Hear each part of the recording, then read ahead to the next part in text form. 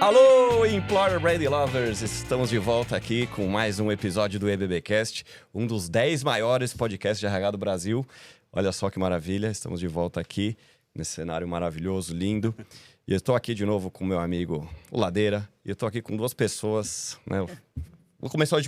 Vou inverter, porque eu quero que o Ladeira, que vocês já conhecem de outros episódios, apresente as nossas convidadas. Quem está aqui? Quem são as referências que a gente trouxe dessa vez, Ladeira? Caio, mais uma vez, muito obrigado aqui pelo convite. É um prazer estar passando com você aqui do Employer Branding. Cara, e hoje é uma honra, né? Eu estou muito bem acompanhado aqui. E eu sempre falo que, assim, 3 coisas hoje tiram o nosso sono como executivo de RH, né? Eu, nesses 25 anos aí de RH, acho que a gente tem passado aqui o maior desafio do mundo nesse momento. E 3 pontos têm tirado o nosso sono. Quais são eles? Primeiro, Employer Branding, você sabe, né? Eu tô aqui com a maior referência na minha frente no Brasil no tema que é você. Obrigado.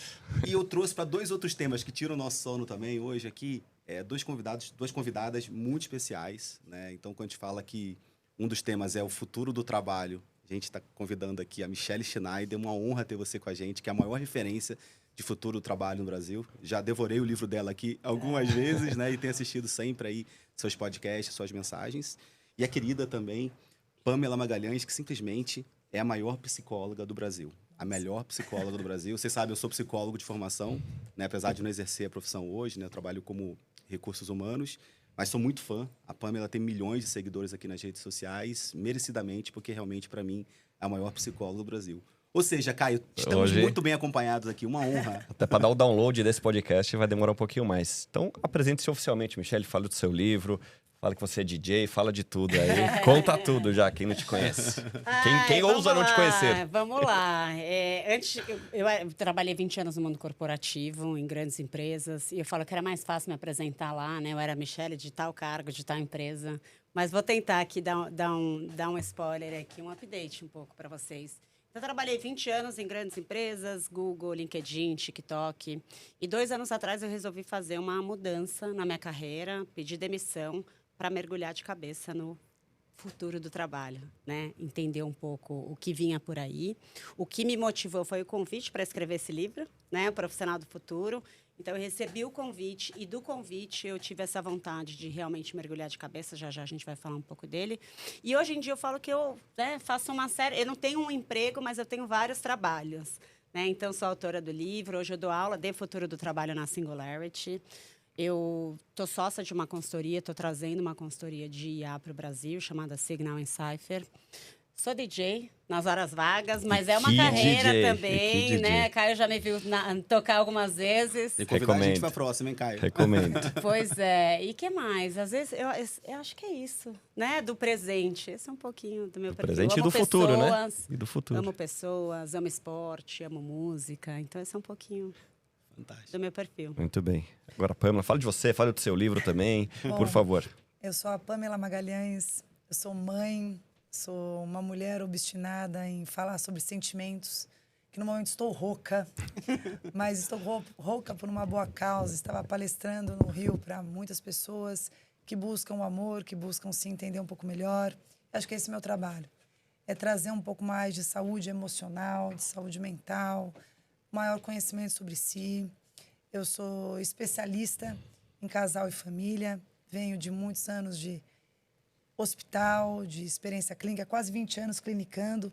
Pai médico, mãe psicóloga. Então, eu venho de um lar de cuidadores e trago aqui, acho que eu contribuo nesse momento com vocês, na intenção de lembrar do emocional, lembrar de como é importante nós estarmos engajados no nosso trabalho, para que nós façamos aquilo que nós queremos para crescer, para escalar, mas que não esqueçamos do nosso coração, do que está acontecendo por dentro. Porque muitas vezes parece para os outros que está tudo certo, que a gente está entregando, mas por dentro está caótico, a gente está ruindo. Então, o meu trabalho, acho que ele nunca esteve tão em voga, tão em alta como agora. E eu represento a saúde mental onde quer que eu esteja. Tem um aplicativo de atendimento psicológico, chama PSIAP, PSIAPP. E o PSIAP, ele conta com 2.000 psicólogos. Uau. Você pode fazer a sessão de qualquer lugar, a qualquer hora, porque dor emocional não tem hora. E tem cursos online, palestras pelo mundo inteiro, rede social sempre ativa, trazendo autoconhecimento para o máximo de pessoas. E para você que está me conhecendo agora, você é muito bem-vindo. Muito bem, incrível. Time de peso, Ladeira, obrigado por organizar aí também nos bastidores. Vou começar a falar desse livro maravilhoso. Mostra para nossas câmeras, Michele, por favor, o seu livro aqui, Profissional do Futuro, que conta um pouco mais como que surgiu. Você falou há 2 anos, você foi convidada. Fala um pouco desse projeto do livro, que em linhas gerais, obviamente, só aquele, né, por que comprar o seu livro? Vamos lá, spoiler aí para a turma. A minha relação com o tema, o Profissional do Futuro e Futuro do Trabalho, ela surgiu lá atrás, em 2018. Na época, eu era head de educação do LinkedIn. E eu fui convidada para fazer um TED Talk sobre o tema. Bombou. Que bombou, tem mais de 3 milhões de views. E ali eu acho que eu falo que foi a primeira picada, assim, né? De você parar, você sair da sua rotina, do dia a dia, né? Das nossas entregas, para pensar o que vai acontecer no futuro, né? Porque quando veio o convite, eu não necessariamente tinha feito essa lição de casa de pensar no profissional do futuro. E desde então eu sempre recebi muito convite, mas o dia a dia do mundo corporativo não dava para eu ficar indo palestrar, indo, né? Uma série de coisas que vinham ali de convites, e eu fui deixando esse assunto um pouquinho de lado. Até que em 2022 eu recebi o convite para escrever o livro de uma grande editora. E eu falei, uau, um livro, né? Nossa, eu nunca tinha pensado em escrever um livro, eu adoro um desafio. Eu topei. E é muito legal, porque eu acho que vai conectar muito com a Pamela, a gente não se conhecia ainda, né? Mas era um momento em que eu passava por uma crise de saúde física e mental, quando veio esse convite do livro. Então, eu estava ali, né, sofrendo para fazer as minhas entregas. Eu tive uma série de questões de saúde física, foram 4 cirurgias em 2 anos. E uma delas, a mais intensa, foi uma cirurgia na coluna, que me deixou 40 dias sem sair da cama. E para todos nós que somos muito ativos, acho que, né, não preciso explicar o quanto que isso impacta no mental. Mas uma coisa que eu não imaginava é que quando eu melhorei fisicamente, e eu nunca tinha passado por nenhuma questão de saúde mental, o meu mental estava absolutamente abalado. Crise de insônia, crise de ansiedade, tudo muito novo para mim. Não sabia, eu nunca tinha passado por nada disso. E eu me lembro como se fosse hoje, quando eu olhei para minha mesa de cabeceira e eu vi um monte de remédio. Eu estava tomando remédio para dormir, remédio para ansiedade, remédio para coluna, remédio para um lúpus que eu tinha acabado de diagnosticar, remédio para uma sinusite, que logo depois eu precisei operar crônica, remédio para tireoide e remédio para estômago, de tanto remédio que eu tomava. E eu lembro que quando eu olhei essa cena e eu já estava refletindo sobre o livro, eu falei, quem sou eu para escrever um livro sobre o profissional do futuro? Tipo, não sou a pessoa. Voltei para a editora, falei, gente, agora eu não estou dando conta das minhas entregas e eu ia ser uma falsa, né? Walk the talk é uma frase em inglês, né? Claro. Enfim, a gente faz o que a gente fala, né? Enfim. Então, pedi um tempo para a editora para eu me recompor, para eu sair daquele buraco que eu estava. E ele é um pedaço muito pequeno da minha carreira, mas que me ensinou muito, né? Então, quando eu voltei, quando eu fiquei bem, procurei um psiquiatra que eu nunca tinha procurado na minha vida e saí daquele buraco ali, vivi a vida que eu vivi, ela já não fazia mais tanto sentido. Eu acho que a gente vai falar muito de propósito, etc. aqui hoje. E aí foi quando eu pedi demissão para mergulhar de cabeça no assunto. Fui estudar futurismo, passei 3 meses em Israel, fui algumas vezes para a China. Eu passei um ano estudando, lendo livros, fazendo cursos de IA e desenvolvendo um pouco mais o meu olhar sobre esse profissional do futuro. Então, o livro ele é recém-lançado. Eu lancei final de março, começo de abril, então acabou de sair. Eu estava lá. Fui lá prestigiar. Estava lá. Tá fresquinho. E tá vendendo super bem. E aí, o que eu trago no livro, então, né, de uma forma super objetiva? Eu quebro ele em 3 partes. A primeira eu chamo de contexto, e eu explico um pouco de uma forma muito... Uma leitura muito simples também, né? Não é nada tão complexo na hora que a gente lê. Mas o que está acontecendo no mundo do trabalho? Quais foram as grandes revoluções que a gente viveu e por que essa é tão diferente? E fala que traça uma linha do tempo dos próximos passos da IA.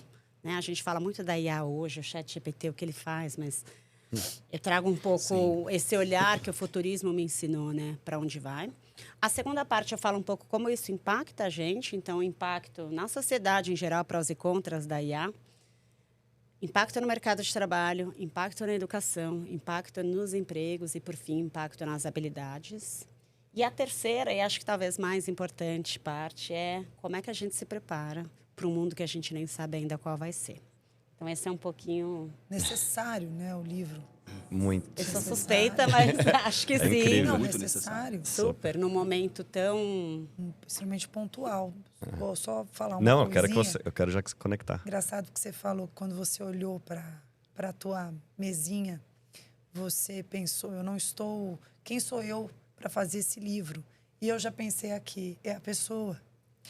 Ainda, além dos outros atributos que você tem, senão não teriam te chamado para escrever esse livro, para mim é exatamente o que está acontecendo com os grandes profissionais hoje. Eles vão sendo movidos por medicações, porque a gente tem aí uma tecnologia extremamente avançada, uma medicina avançada.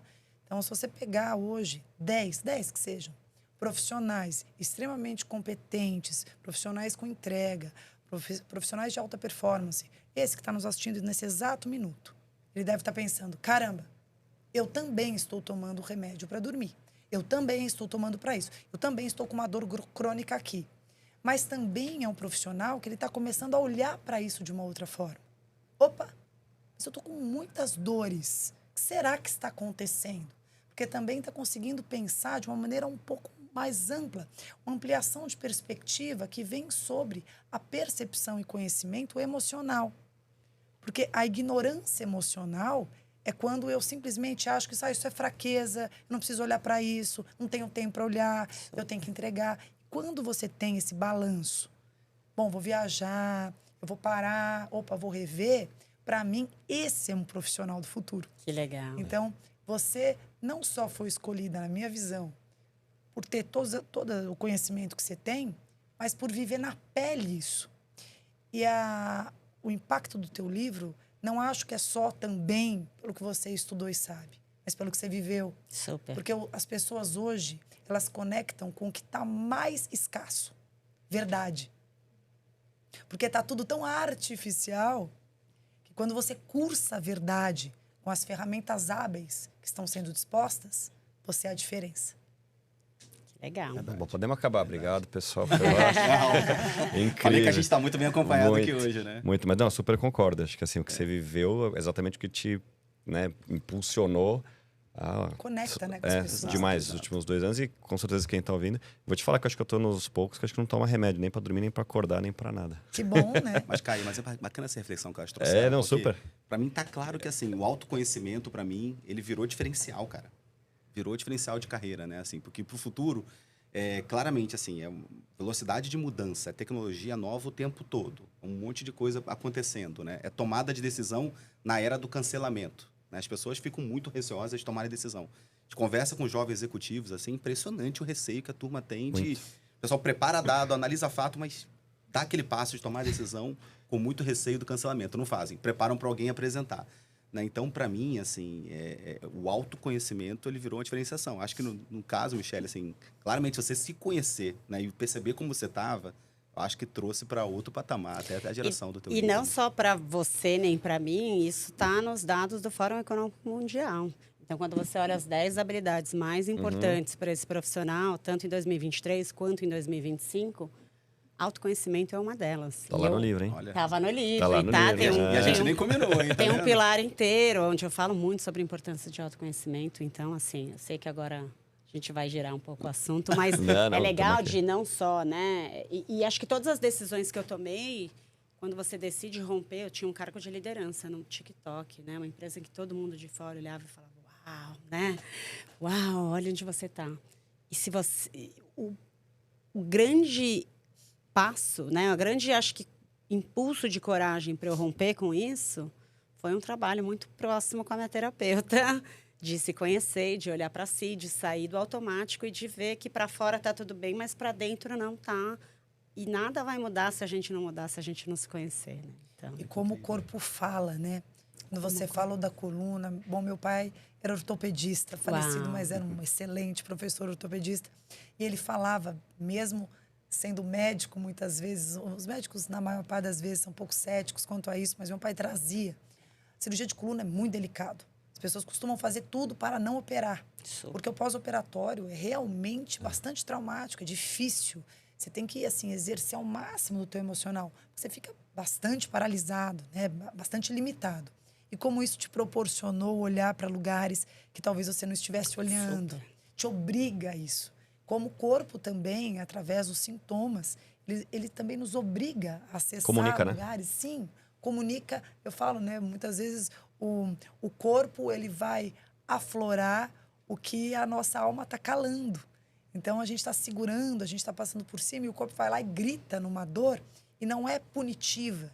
É muitas vezes justamente curativa. Grito quando de você, socorro, né? quando você cura a tua coluna, você também está dando espaço para o teu emocional. Pensar em alguns assuntos difíceis, fazer alguma reciclagem mental, nas suas atividades, tomar novos rumos. Total. Então, quando o corpo dá um sinalzinho, dê atenção. E a gente costuma não ouvir.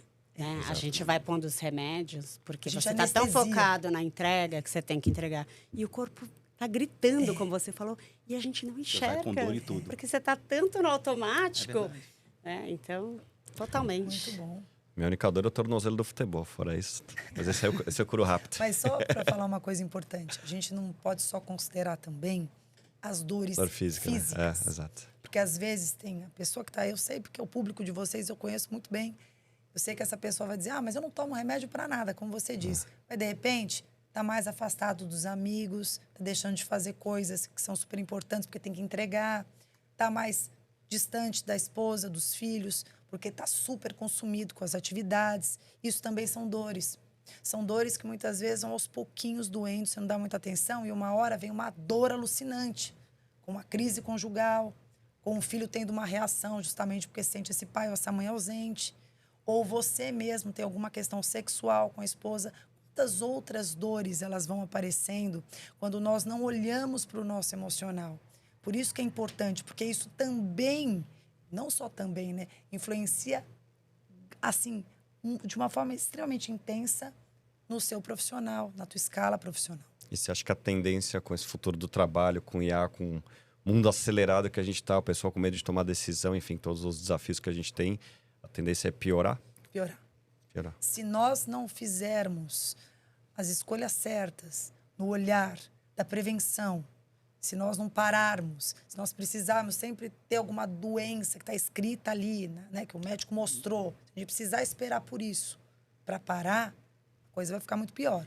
Se a gente aproveitar a consciência que já está sendo tomada e fazer um exercício de prevenção, entender que a gente não tem que cuidar da saúde mental só quando tem um diagnóstico ou só quando uma coisa grita. A gente precisa fazer isso que nem quando nós vamos à academia.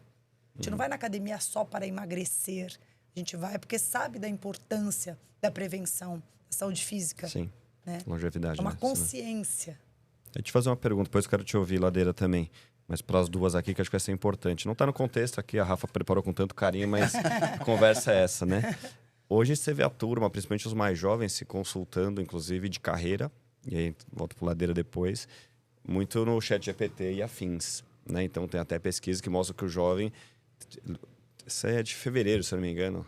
Sendo pequenas empresas, grandes negócios. Se não me engano, 54% dos jovens preferem pedir conselho de carreira para o ChatGPT ao gestor. Olha que doideira.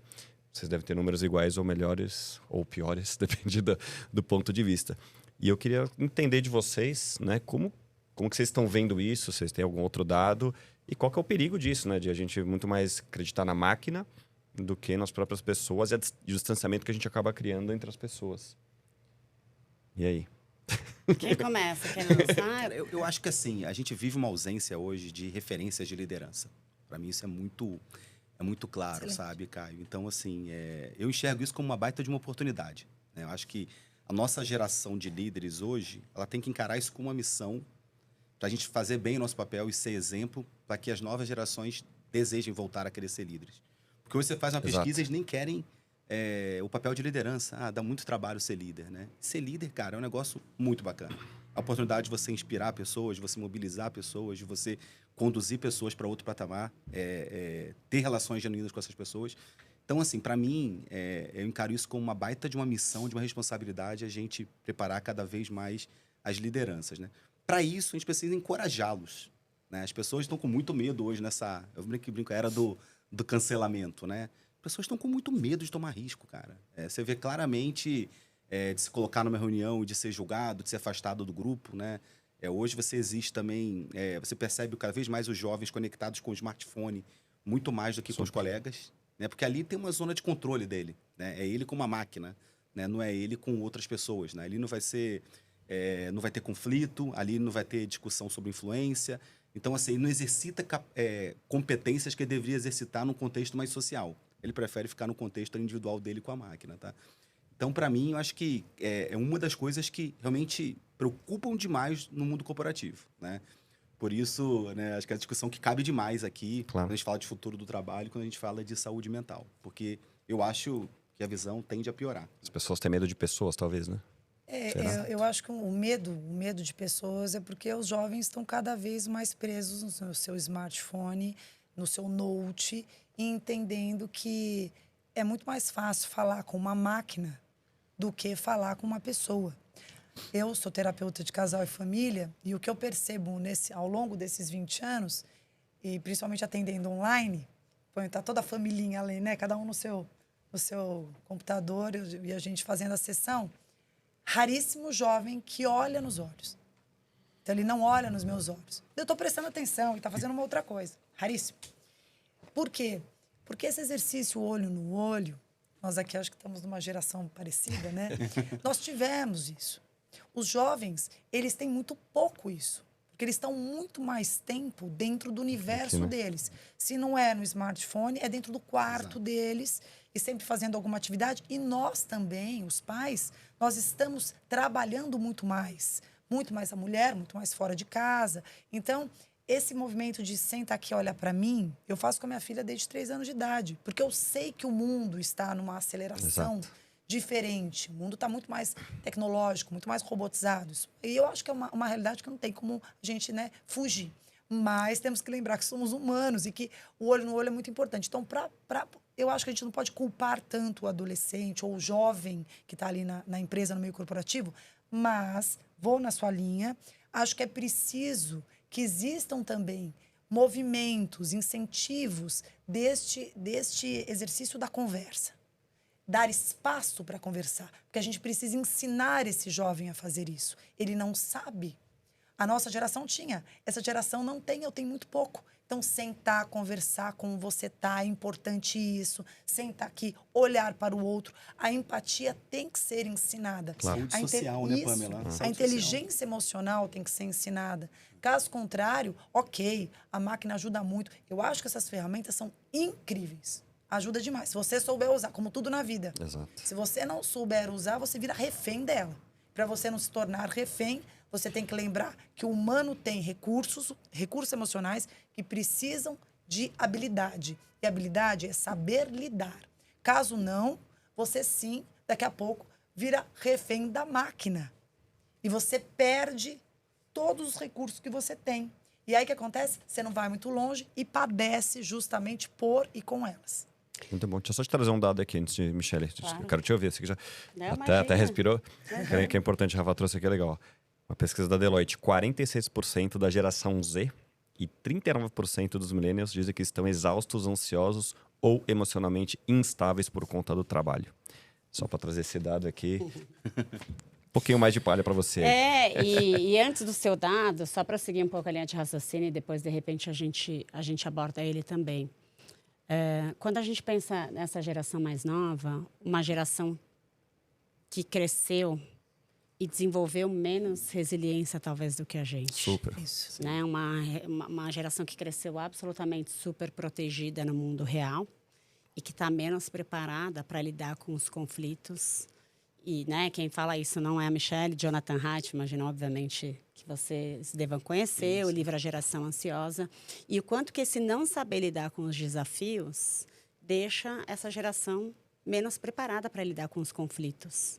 E quando você só fala com um robô que dificilmente vai conflitar com você, o robô, né, ou seja ele qual for, ele pode seguir muito a sua linha de raciocínio conforme você vai direcionando ele. E o algoritmo faz isso também, né? Obviamente. O algoritmo ele só reforça o que você o está robô, acostumado. estou dizendo, é o algoritmo, né? Seja ele qual for.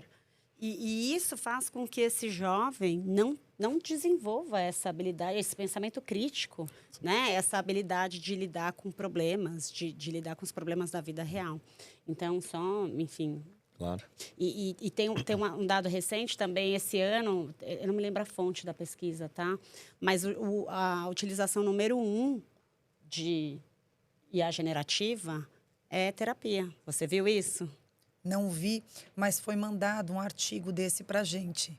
Isso é muito legal saber. O ano Tem a ver passado com- não era. Então, Olha a que legal. forma como as pessoas têm mais utilizado É, o que eu falei a aqui. IA generativa Você é o aconselhar, lado né? terapeuta, né? E acho que complementa, mas eu não acho que tira o papel de você conversar com pessoas, de você conversar com humanos e de você lidar com problemas, né? Você sentar e resolver, eu penso diferente de E você. você sabe, complementando, eu não vi a pesquisa, mas ontem na minha palestra eu falei isso, porque eu fui jantar com uma amiga, e minha amiga falou assim, Pamela, você viu que agora o ChatGPT, ele atende também, né? Atende também.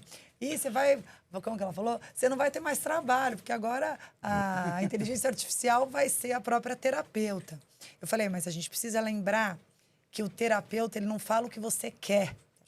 Então, se você induz, claro que a inteligência artificial vai te entregar o que você está pedindo. E o Perfeito. terapeuta, ele ouve o silêncio, o que a IA não escuta. Nós escutamos os não ditos. E fala o que você precisa ouvir E eu também. preciso, muitas vezes, te mostrar ou acessar lugares que são difíceis para você. E eu dei o exemplo da minha própria terapia. Eu faço terapia desde meus 16 anos. E eu trazia sempre muito um tema que, para mim, sempre era o meu problema. Trazia. E um dia, a minha psicóloga, que é fantástica, virou para mim e falou assim, escuta, um assunto que você nunca traz, um tema tal. Aí eu falei, não trago, porque isso aí não vejo problema algum, tudo certo, tá tudo ok. Ela falou, é mesmo? Fale mais sobre isso. Foram mais 4 anos. Olha, em cima até desse chegar. assunto. Então, o que eu digo? Você disse algo que eu quero complementar fantástico, que é assim, justamente por não ter a resiliência, justamente por ser uma geração que está muito acostumada a comandar os videogames, a conversas, né, pelo WhatsApp, Instantâneas, né? instantâneas e tal, existe uma característica humana que tem sido cada vez mais exercida e alimentada nos jovens, que chama-se o comportamento individualista. E o comportamento individualista, ele fomenta um comportamento egoísta na Concordo. interação. Então, isso, tanto no campo pessoal ou no campo profissional, é muito ruim, falando português claro. Por quê? Porque nós vivemos em comunidade. Eu preciso olhar você. Eu preciso olhar você também. Eu preciso considerar você. O mundo não gira em torno do meu próprio umbigo. E isso faz com que haja uma dificuldade de tolerar, de flexibilizar, de ceder, de lidar com frustração. Outro dia um jovem disse assim para mim na terapia, escuta, o pai falou, ele terminou o namoro, tá meio chateado, tal. Ele falou, tudo bem, vai passar, mas fala uma coisa, psicóloga, quanto tempo vai demorar isso aqui? Porque eu tenho muita coisa para fazer. Olha. Quanto que eu vou parar com esse sentimento? Caramba. Ou seja, querer fazer uma automação na dor. E isso gera o quê? Carência. Porque a máquina responde, mas ela não te nutre de afeto. Né? Super. Sabe um exemplo que eu gosto muito? A Esther Perel, inclusive, Estavam- estava no Brasil, eu não estava, verdade, perdi. foi verdade. Fiquei presa no tráfego, olha, no trânsito, voltando de um evento. Mas, enfim, para quem não conhece, uma super psicoterapeuta, inclusive de relações de casais. E eu me lembro em 2023, na palestra dela do SXSW, grande festival de inovação também, para quem não conhece, ela abriu a palestra dela contando que alguém chegou para ela e disse o seguinte, você sabia que fizeram uma IA sua? Ela falou assim, como assim? Então, disse que era uma pessoa que estava num conflito pessoal, no relacionamento. E ele falou, eu não tenho acesso a Esther Perel o tempo todo. Então, ele subiu todos os livros, podcasts, Nossa, artigos, caramba. tudo que existia de conteúdo dela. E criou essa IA, Esther Perel. E ele podia conversar com ela a hora que ele quisesse. Então, ela começa elaborando isso. E aí, ela disse que foi ela conversar com o chatbot. Claro que não vai dar tempo de eu trazer. Eu já Nossa, vi umas adorei, 10 muito vezes. interessante. Assiste. Eu te mando o link depois. Muito legal. Incrível. Esther Perel, Isso é muito 2023. E ela traz um ponto que conecta muito com o que você falou, do quanto que não substitui, obviamente. Então, ela começa a contar de um dos casos de uma pessoa, né, que conversou com essa IA, Esther Perel. E era uma pessoa que, tipo, o marido estava indo para a guerra, tinha uma coisa assim. Eu não vou lembrar todas as falas, mas daí ela traz para ela. ela fala assim, isso que a Sayá falou, eu jamais falaria. Porque existe um lado humano, o meu pai foi para a guerra. E esse lado do sentimento, de alguém que sente e não só executa um racional, Fantástico. isso não pode ser colocado numa IA. Fantástico. E eu acho maravilhoso, né? Então, quando a gente... Eu mesma fico refletindo, poxa, caso número 1 de IA generativa é terapêutico. Isso é bom ou ruim? É perigoso. É perigoso. Sem Então, dúvida. tem um lado muito legal que você fala, poxa, quantas pessoas não têm acesso a uma terapia? Eventualmente, você tem uma ferramenta. Então, você olha com bons olhos. Mas, ao mesmo tempo, Tem um risco nunca muito vai substituir isso que a sua terapeuta fez de em 4 anos ela chegar numa questão. E eu acho que a IA pode ser, sim, terapêutica, mas não terapia. É diferente. Vai ser bom conversar sobre assuntos que envolvam comportamento, sentimento. Eu acho bom, sim. Mas terapia, não. Porque a terapia sou eu com você. Então, muitas vezes, eu vou estar escutando e percebendo você no seu gesto, naquilo que você não diz, nos caminhos que você abre, mas que eu vou dizer, pera, e aqui? Aí você fala, opa, pode ser? E aí você olha um pouquinho pelo caminho que eu te apresento. Então, essa percepção humana, o sentimento que afaga, que acolhe, que respalda, o olho no olho, a percepção de que eu estou te escutando, que eu estou te vendo e que você percebe que, de alguma forma, eu sinto aquilo que você traz. Isso também, de alguma forma, faz um eco. Isso também, de alguma forma, te faz um carinho no coração. E esse contato humano, a IA não faz. E eu digo que, muitas vezes, não é o que o psicólogo, o terapeuta fala, mas é a forma que ele escuta. E esse é um diferencial que nunca a IA vai conseguir fazer e que nós estamos carentes. Os transtornos de ansiedade e a depressão, como mal do século, estão da forma que estão porque nós nunca estivemos tão áridos. Nós nunca ficamos tanto tempo sem sentar à mesa, sem ter encontros quentes. Nós estamos sempre apressados, sempre por algo a fazer, sempre tendo que entregar alguma coisa. Nunca se teve tantas ferramentas de funcionalidade, de otimização, de tempo, e nunca pareceu que a gente está tão sem tempo. E aí eu penso, por que a gente está tão sem tempo? A gente não tem tantas ferramentas que otimizam o tempo? Caramba, antigamente, na minha época, eu ficava esperando a carta da amiga. A gente passava as férias num lugar. Ai, Mi, você vai me mandar uma cartinha? Ai, eu recebi sua carta. Ficava no telefone com a amiga lá, tal, tanto tempo. Eu não estou falando que tem que fazer isso agora.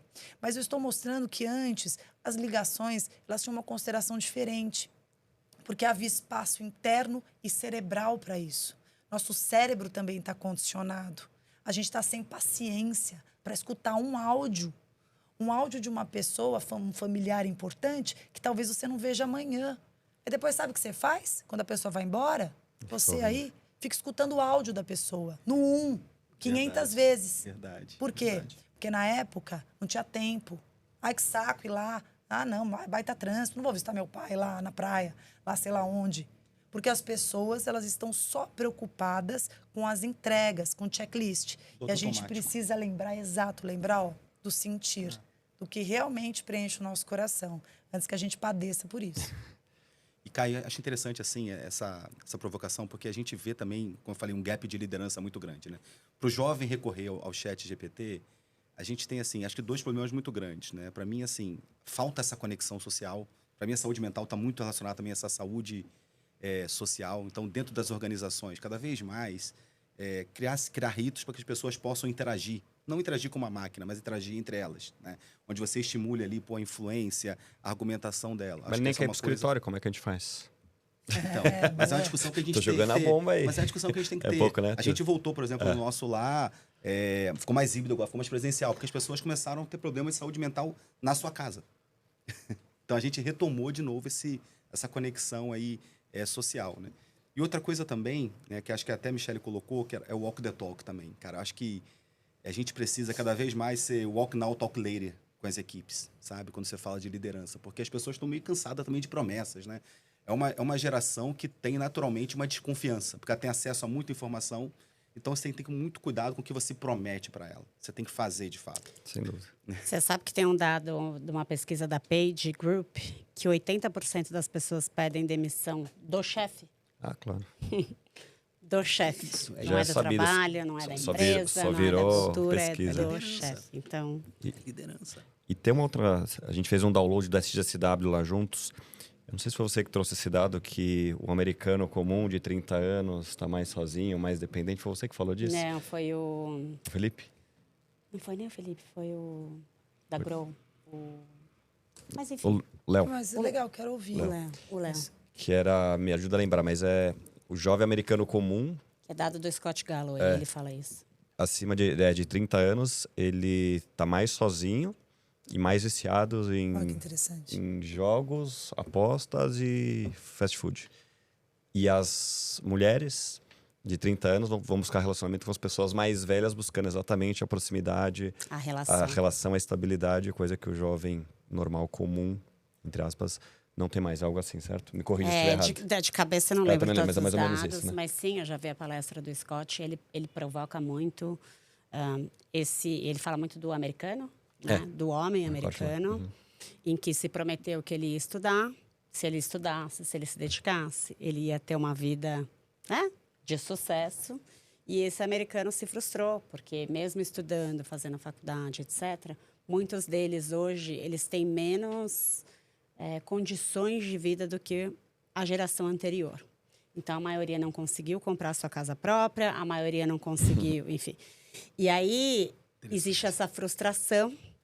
E, no caso, com essa frustração, também não vou lembrar agora todos os dados de cabeça, mas ele vai se afundando em vícios, ele vai se isolando. E o quanto que, para a mulher, isso... Talvez ela me parece, né, no discurso dele, pelo menos, um pouco mais madura para Como lidar sempre. com essa frustração. E aí talvez você tenha algum dado, Exato, Pamela. Eu achei muito interessante o que você falou. Eu vou até trazer um dado real meu com paciente. Eu tenho um paciente que ele está fora do Brasil e ele disse assim para mim, e me chamou muita atenção a forma que ele colocou. Ele tem um cargo de alta performance numa empresa, um cara de 33 anos que cresceu muito rápido na vida. E ele olhou para mim e falou assim, quero te fazer uma pergunta. Ele é bem desafiador, assim. Ele falou, quero fazer uma pergunta para você. Eu falei, pois não, se eu conseguir, né? Ele falou assim, por que eu tenho que me relacionar? Olha, Nossa. Porque relacionamento para mim só me atrapalha. Eu tenho muita coisa para fazer, Tira eu o tenho foco. muita responsabilidade, eu quero crescer, tira o meu foco, é toda hora uma discussãozinha, eu tenho que fazer isso, eu tenho que dar satisfação, eu tenho que priorizar, porque ela quer isso, porque ela quer aquilo. Ok, é gostoso estar junto, mas assim, eu posso também estar com outras pessoas que vai ser tão gostoso quanto e ainda posso variar. Por que eu tenho que estar com uma mesma pessoa que vai o tempo inteiro me dar dor de cabeça? Qual seria a intenção disso? O que a psicologia fala sobre isso? Caramba. Eu falei, nesse momento eu estou na sua fala. E eu vou devolver para você, não que é melhor ou pior, porque isso é uma decisão sua. Mas eu posso te contar da importância de você saber conviver com alguém. Quando eu convivo com alguém, quando eu partilho uma vida, isso inclui as concessões, a flexibilização, a consideração do outro além de mim, a capacidade da troca, fazendo com que eu também me conheça e me reconheça, percebendo que nem tudo vai ser do meu jeito, mas percebendo que ao olhar o outro, eu cresço em mim. E também o excesso de variações, essa ideia de ficar com uma pessoa a cada momento, isso também desgasta muito, parece que não, mas desgasta. Claro. Teu corpo é o seu templo. Quando muitas pessoas acessam o seu corpo, você não pode esquecer que você é energia. E a sua energia, ela acaba ficando sobrecarregada. E quando se vê, muitas vezes você entra numa exaustão e também num vazio. Porque ao tentar preencher-se daquilo que parece que não te incomoda ou que não te gera estresse, faz com que você se isole.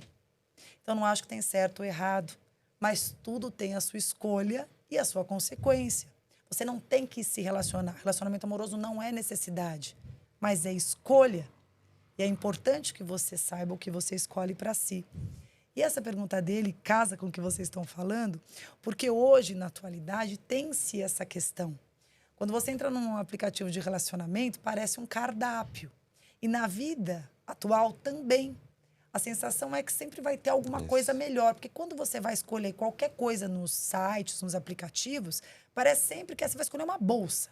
Tem tantas opções, será que essa é a melhor? Essa também, essa também, essa também. No final você não compra nenhuma. E isso está sendo o nosso mecanismo. São muitas opções, a liberdade da escolha e a prisão justamente da dúvida.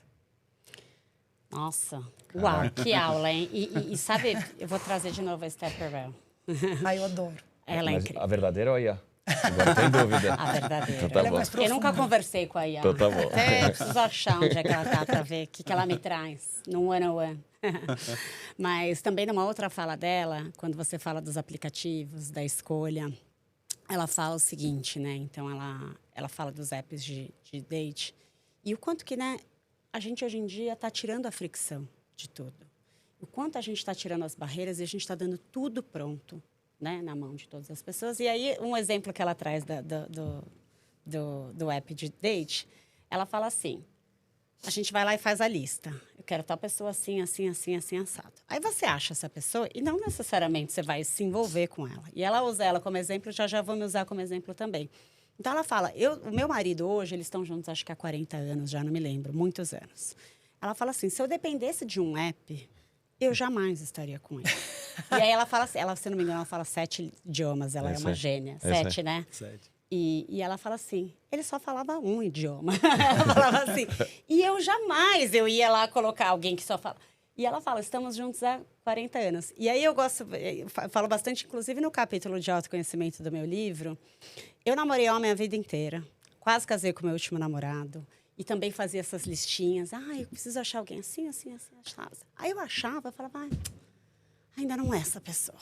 E, eventualmente, em algum momento da minha vida, algum momento, 8 anos atrás já, eu acabei me envolvendo com uma amiga, o que foi algo absolutamente novo para mim, absolutamente proibido, porque eu vinha de uma família super conservadora e que me ensinou a vida inteira que isso era errado, né? E, assim, é o que foi ensinado para eles, está tudo certo.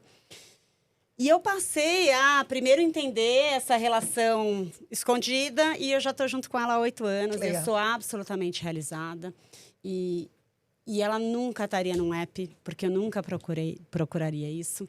E hoje eu tenho uma relação muito profunda. Então, voltando, né? Por que eu devo ter uma relação profunda e eu não posso ter várias pessoas de forma rasa? E, de novo, não tem regra. Eu me transformei absolutamente como pessoa, como ser humano. Sou uma pessoa muito mais feliz, muito mais realizada, que me conheço muito melhor. E acho que tem um lado muito de sentimento até, né? Então, antigamente, eu era aquela pessoa... Minhas amigas me chamavam de coração gelado. Né? Eu não sofria, não chorava. Via o filme mais triste do mundo, eu não sofria. Então, eu não me conectava com... É como se eu tivesse, acho que, reprimido tanto as minhas emoções. Blindada, né? E o momento em que eu me permiti abrir esse canal do sentir, então você fala muito disso, né? Do aprender a sentir. A minha vida hoje ela faz muito mais sentido do que as relações rasas que, no meu caso, eu tinha antes de realmente encontrar. E só para acrescentar, você está falando sobre o vínculo. Você está falando sobre o afeto, a conexão. Você está falando da consagração do vínculo.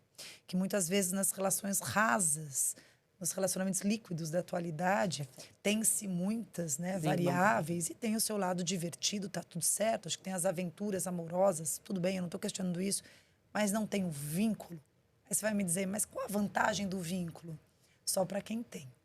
Porque o vínculo, ele proporciona a estabilidade afetiva da troca mútua, da reciprocidade. E esse é o alimento visceral do amor. E, mais uma vez falando, o amor é o que a IA não tem e não vai te dar. Exato. Mas que só a escuta atenta, o colo disponível, o ombro, a amizade sincera, o vínculo realizado, a segurança de que ali há a reciprocidade, o afeto mútuo, o olhar que te vê, além de qualquer outro interesse, que principalmente é estar com você, é a construção da conexão sincera, que pode acontecer na amizade e pode acontecer no amor na relação do casal. E isso te leva para um patamar de sensação indescritível. Que você pode perguntar para o ChatGPT, para a IA, que por mais que ele te fale, você só vai entender sentindo. E para sentir, tem que mergulhar. E não é em piscina rasa, não. Porque mergulhar em piscina rasa, você quebra a cabeça no azulejo. É mergulhar no oceano, porque o amor é isso. É um mergulho no oceano, que tem as dificuldades, que tem as dúvidas, que tem o frio na barriga, epa, tal. Mas é só lá, em algum momento, que você sente, caramba, é aqui. Aqui é o melhor lugar do mundo. E não é certeza, não tem certeza que vai durar para sempre. Para sempre é relativo. Mas vai significar e vai te impactar como nunca. Incrível, incrível. Só não quero perder que ela falou da Esther Perel. Tem um livro, Sexo no Cativeiro, que quem não leu, leia. Olha. Porque fala de um ponto que não é a pauta, mas vale a pena. Vale a dica. Porque acho que também sai um pouco, né, dos assuntos. Sim. Sexo no Cativeiro fala sobre o mistério, a chave do tesão da relação, que seria um mistério quando não se perde a individualidade no relacionamento e que o outro nunca fica tão previsível para você. Por isso, no cativeiro, que é aquele segredinho que você tem, que o outro não é tão óbvio. Porque o ser humano, na busca do controle, que é o que se quer fazer com o ChatGPT, com IA e tudo mais, quando você vira óbvia para mim, perde-se o encanto. E quando ainda, eu sei que você gosta de mim, mas eu não sei tudo sobre você, sobre a sua vida, tem-se a individualidade. Talvez a chave para Esther Perel esteja aí. Que demais. Incrível. Vamos ter que encerrar aqui este episódio, mas eu já faço o convite aqui para quem está assistindo assistir o episódio número 2, porque ainda tem muito conteúdo. Mas para quem está finalizando aqui este primeiro episódio, eu queria que você deixasse as redes sociais, onde pode achar a Michelle, onde pode achar a Pamela, por favor, onde compra o livro, enfim, fique super à vontade. @Michelle Schneider. Meu sobrenome não ajuda, mas acho que vai estar escrito aqui, né? Não vou precisar. Mostra no livro lá que tá aqui. gente... Então, eu uso LinkedIn e Instagram como redes sociais onde eu gero conteúdo. E é isso. E o livro está, acho que, em praticamente todas as livrarias do Brasil. A Amazon é facinho de achar, O Profissional do Futuro. Muito bom. Esse livro laranja é maravilhoso. Pamela? Não, primeiro que eu preciso ler o livro dela. Caso não tiver algum aqui, eu comprarei. Achei muito importante, preciso estudar mais sobre isso. Tem o meu livro também, chama Se Amar, Amar e Ser Amado. Só para explicar um pouquinho, acho que eu já falo do meu trabalho explicando o título. Se amar, se você não se amar, se você não souber do seu tamanho, se você não se aceitar, não honrar a sua história, dificilmente você vai conseguir amar de forma legítima. Provavelmente você vai ficar buscando alguém que te ame, alguém que te enxergue, alguém que te faça feliz, que eu sei que muitas vezes você faz isso.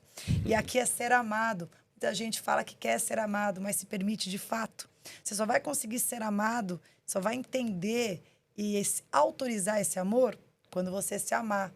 Então aqui, a gente tem 3 passinhos que você vai ler nesse livro que vai te ajudar bastante. Você vai me encontrar no @PsiPamela, PSI Pamela, ou então @PsiApp, meu PsiApp, perdão. PsiApp é meu aplicativo de atendimento psicológico, que eu tenho certeza que você vai gostar muito. Cuide da sua saúde mental o quanto antes. Sempre vai te fazer muito bem. Ladeira.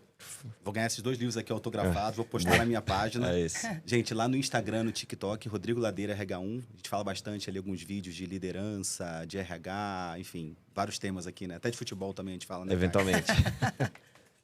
Muito bom. Então, este foi mais um EBBcast. A gente volta com esse time de feras aqui, se a sua internet permitir o download. Até a próxima. Obrigado.